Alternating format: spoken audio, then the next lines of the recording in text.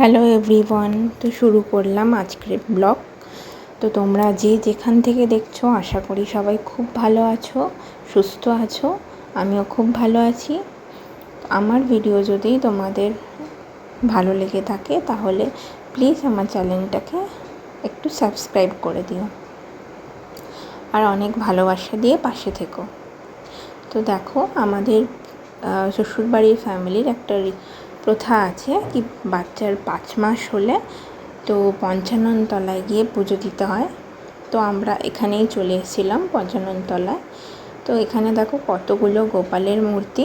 এখানে সব মানতের গোপাল, মানে যে যা মানত করে পুজো করে, মানে সেরকম হাইটের গোপাল এখানে দিয়ে যায়, সেটা মাটির হোক বা পিতলের, যে যেরকম মানত করে। এখানে দেখো একটা লাল জামা পরা গোপাল আছে, এত বড় এটা। ওইটাও কেউ মানত করেছিল, তার মানত পূরণ হয়েছে, এখানে পুজো দিয়ে গেছে। তো আমাদেরও 5 মাস হয়ে গেছিলো দেখো। তো আমরা এখানে পুজো দিতে এসেছিলাম। তো আমরা যেহেতু বাসাতা লুট দেবো, তো আমরা এখানে 10 কিলো মতো বাসাতা নিয়ে গেছিলাম। তো এখানে জানি না এদের কি রুলস আছে। তো ওরা বলছিল আমাদের এখানে পুরোটাই দিয়ে দিতে হয়।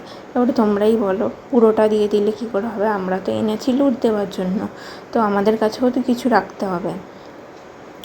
তো আমাদের এখানে দেখো, এখানে এই অল্প একটুখানি দিয়েছিল একটা প্যাকেটের মধ্যে, বেশিরভাগটা ওরা নিয়ে নিয়েছিল। মানুষকে যে প্রসাদও দেবে, প্রসাদ হিসাবে মানুষ কী করে, পুজো দিতে গেলে যেটুকু ফল মিষ্টি নিয়ে যায় সেটুকু ঠাকুরের উদ্দেশ্যে যতটা নেবার নিয়ে তারপরে বাকিটা ফেরত দিয়ে দেয়। তো ওদের ওখানে নাকি ওরকম কোনো নিয়ম নেই, আমি জানি না কেন ওরকম কোনো নিয়ম নেই। আর এখানে কোনো পুরোহিতও নেই, ওটা হচ্ছে পুরোহিতদের বাড়ির বউ ছিল, তো উনি সব পুজো টুজো করে দিচ্ছিলেন। তো দেখো, আমি আমার কৌস্তবকে এখানে একটু গড়াগড়ি খাইয়ে দিলাম, যেহেতু প্রথমবারও এসছে, তো একটু ঠাকুরের আশীর্বাদ পাক, তো সেজন্য ওকে আমি নিচে শুয়ে দিলাম।